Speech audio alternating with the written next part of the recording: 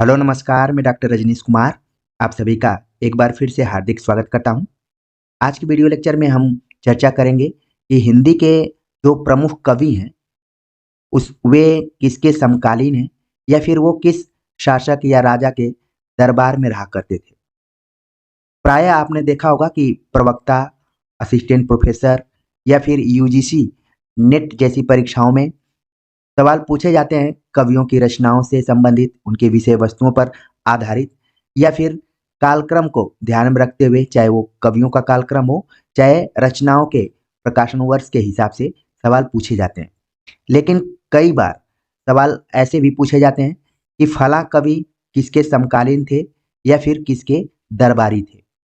जब भी आप हिंदी साहित्य का इतिहास पढ़ेंगे तो उसमें रीतिकाल एक ऐसा कालखंड है जिसको कि दरबारी काव्य भी कहा जाता है। तो उसमें लगभग सभी कवि किसी न किसी राजा या फिर शासक के दरबार में रहा करते थे। तो इस चीज़ को ध्यान में रखते हुए हमने परीक्षा के दृष्टिकोण से कुछ कलेक्शन किया हुआ है जो कि आगामी परीक्षाओं के लिए आप सभी के लिए लाभदायक साबित हो सकता है, या फिर एक नज़र आप ज़रूर इस तरीके के प्रश्नों पर भी ले जा सकते हैं। और जब दोबारा आप हिंदी साहित्य का इतिहास पढ़ेंगे तो हो सकता है कि रुचि की दृष्टिकोण से पढ़ें, आपको पढ़ने में बहुत आनंद आए। तो चलते हैं हम सीधे देखते हैं कि जो हिंदी के प्रमुख कवि रहे हैं आदिकाल से लेकर आधुनिक काल तक के कवियों को हमने देखने का प्रयास किया है। ठीक है, तो चलते हैं देखते हैं लेक्चर में। जो यहाँ पर आप देख रहे हैं, सबसे पहले इस कवि का चर्चा मैं कर रहा हूँ, चंद बरदाई। इनका जो समय था वो पृथ्वीराज चौहान के दरबार में भी थे और उनके समकालीन भी थे। यहाँ पर जितने कवियों को हमने लिया है मोटे तौर पर ऐसे राजाओं, शासकों या फिर समकालीनों का नाम जोड़ा गया है जिनका शासनकाल अपेक्षाकृत सर्वाधिक रहा है। आप देखेंगे कि इस वीडियो लेक्चर में कुछ ऐसे कवि हैं जो कि एक से अधिक शासकों, राजाओं के समकालीन रहे हैं या फिर उनके समय में जीवित रहे हैं। तो चंद बरदाई के बारे में हमने बात किया कि इनका समय पृथ्वीराज चौहान के समय में था, यानी कि उनके समकालीन थे। दूसरे कवि हैं विद्यापति।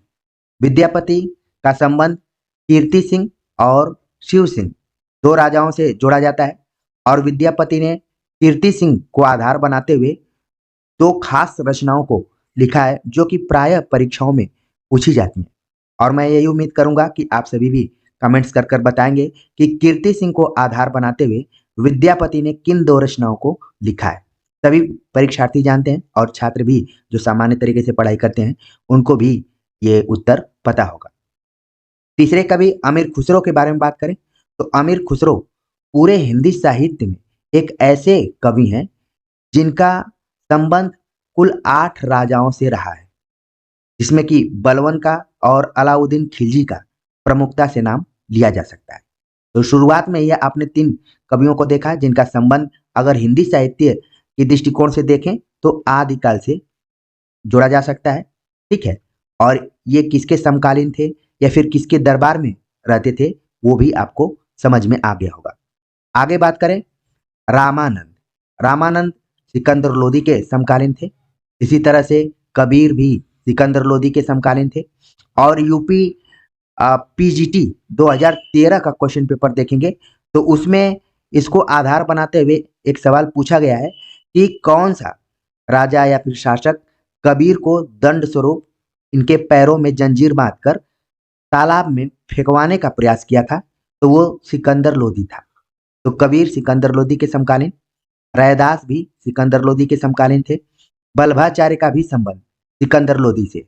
तो हमने पूरे इस स्लाइड में यही प्रयास किया कि जितने भी कवि या फिर हिंदी साहित्य से जुड़े हुए व्यक्तित्व रहे हैं और उनका संबंध सिकंदर लोदी से है, उनको एक जगह रखने का प्रयास किया है ताकि आपके दिमाग में बैठ जाए कि रामानंद, कबीर, रैदास और बल्भाचार्य सिकंदर लोदी के समय में थे या फिर उनके समकालीन थे। इसी तरीके से आगे बात करें तो नानक, जिनका संबंध बाबर से, बाबर के समकालीन रखा जा सकता है। जायसी, शेर शाह सूरी, नूर मोहम्मद, जिनका संबंध मोहम्मद शाह से है। तो इस स्लाइड में आप देख रहे हैं कि तीनों कवियों के बारे में हमने जो चर्चा किया है, इन तीनों का अलग अलग समकालीनों से संबंध है। नानक बाबर के समय में, जयसिंह शेरशाह सूरी के समय में, और नूर मोहम्मद का संबंध मोहम्मद से है। तो नूर मोहम्मद को याद करते समय बहुत ज्यादा आपको ध्यान में नहीं रखना है, इनके नाम से मिलता जुलता ही इनका समकालीन भी रहा है। और आगे देखते हैं, सूरदास का समय अकबर के समकालीन माना जाता है।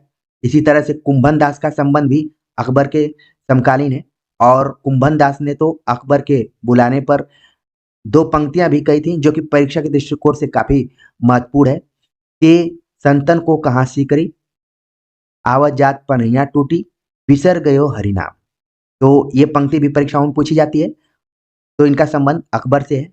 इसी तरह से रहीम का संबंध भी अकबर के समकालीन है। तुलसीदास भी अकबर के समकालीन थे। कवि गंग, जिनका समय अकबर के समय में रहा है, और नूरजहां यहाँ पर दिया गया है। नूरजहां ने खुरम खां की बड़ाई करने पर नूरजहां ने इनको हाथी द्वारा कुचलवा दिया था। ये भी घटना हिंदी साहित्य में एक अलग ढंग की घटना है। तो यहाँ पर हमने प्रयास किया कि अकबर के समकालीन जितने भी कवि हैं उनको एक जगह कलेक्ट किया है। सूरदास, कुंभन दास, रहीम, तुलसीदास और गंग, ये सभी अकबर के समकालीन कवियों के रूप में गिने जा सकते हैं। आगे और देखें, केशवदास का संबंध या फिर समकालीन रहे हैं इंद्रजीत सिंह। केशवदास इंद्रजीत सिंह के गुरु भी माने जाते हैं और उन्हीं के दरबार में रहा करते थे। इसके अलावा केशवदास ने जहांगीर के ऊपर भी जहांगीर जसचंद्रिका नाम से एक पुस्तक लिखी है। तो कहीं ना कहीं जहांगीर से भी इनका संबंध रहा है। खासतौर से इंद्रजीत सिंह को आपको बिल्कुल ध्यान में रखना है कि इनके राजाश्रित कवि थे केशवदास। भूषण, जिनका संबंध शिवाजी से था और छत्रसाल से। एक पंक्ति भी आती है कि शिवा को बखानो या छत्रसाल को। भूषण के पालकी को इन दोनों राजाओं ने कंधा दिया था, इसलिए भूषण, जो कि रीतिकाल में वीर रस के लिए जाने जाते हैं, ये कंफ्यूज हो गए कि ये शिवाजी की बखान करें या फिर छत्रसाल की बखान करें। दोनों को आधार बनाते हुए शिवराज भूषण और छत्रसाल दशक नाम से इन्होंने रचनाएं भी की हैं। तो इसलिए भूषण को बिल्कुल ध्यान में रखिए कि ये शिवाजी और छत्रसाल के समकालीन रहे हैं। अगले कवि हैं मतीराम। आप देख रहे हैं मतीराम एक से अधिक राजाओं शासकों के समकालीन रहे हैं, यानी कि उनके दरबारों में इनको रहने का मौका मिला है और इनकी खास रचनाएं भी उस पर आधारित हैं। मतीराम जहांगीर, भाव सिंह, भोगनाथ, ज्ञानचंद्र, स्वरूप सिंह बुंदेला आदि जितने भी राजा रहे हैं, शासक रहे हैं, इनसे इनका संबंध रहा है। अगले कवि हैं घनानंद। घनानंद मोहम्मद शाह रंगीला के समकालीन थे। काफी फेमस घटना है कि घनानंद की हत्या हो जाती है रास्ते में। मोहम्मद शाह रंगीला की हत्या करा दी जाती है, ठीक है। तो घनानंद आपको मुख्य तौर पर यह ध्यान में रखना है कि मोहम्मद शाह रंगीला के समकालीन थे। अगले कवि हैं बोधा। बोधा का संबंध पन्ना नरेश खेत सिंह के समकालीन इनका समय रहा है। बोधा का नरेश खेत सिंह, आप देख रहे हैं यहाँ पर नाम भी थोड़ा सा डिफरेंट टाइप का दिख रहा है। बोधा का संबंध खेत सिंह से। तो इस स्लाइड में आपने देखा कि जितने भी कवि हैं अलग अलग शासकों राजाओं के समकालीन रहे हैं। अगर इनसे परीक्षाओं में किसी भी तरीके का प्रश्न आता है कि कौन किसका समकालीन रहा है, किसका दरबारी रहा है, तो मुझे पूरी उम्मीद है कि आप सभी वहां पर सही उत्तर करके आएंगे। आगे और बात करें, पद्माकर का संबंध या फिर समकाल या फिर जो समय रहा है वो प्रताप सिंह नाम के एक राजा थे। जयपुर में ये रहते थे, ठीक है। इसीलिए आपने पद्माकर की रचनाओं के बारे में पढ़ा होगा। तो प्रताप बिरुदावली नाम से एक रचना है जो कि इन्हीं प्रताप सिंह से प्रभावित होकर पद्माकर ने लिखा है।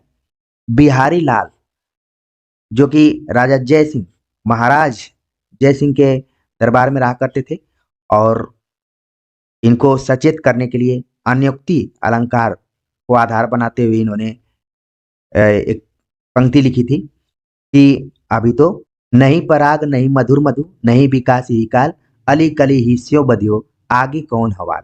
तो बिहारी लाल ने जयसिंह को ध्यान में रखते हुए ये पंक्तियां कही थी, तो ध्यान में बस आपको रखना है कि इनका संबंध जयसिंह से रहा।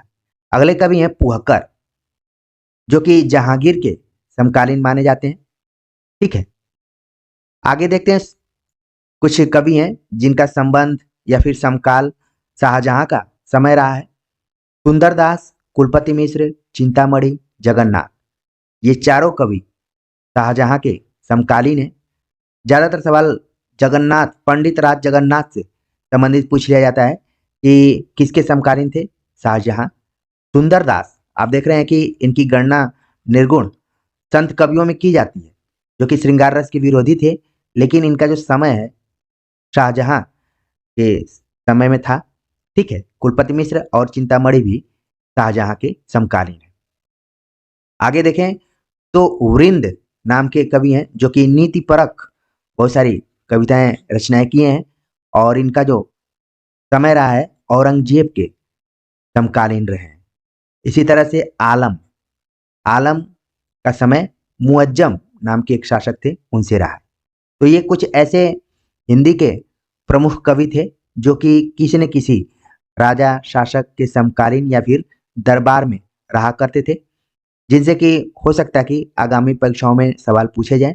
अगर पूछे जाएंगे तो जितने भी बच्चे इस लेक्चर को सुने होंगे, उनका ध्यान जरूर दोबारा जब भी रिवीजन करेंगे या फिर किताबों को पढ़ेंगे, तो उसमें इस लेक्चर से टैली कराते हुए समझने का प्रयास करेंगे और अपने दिमाग में उसको बैठा लेंगे।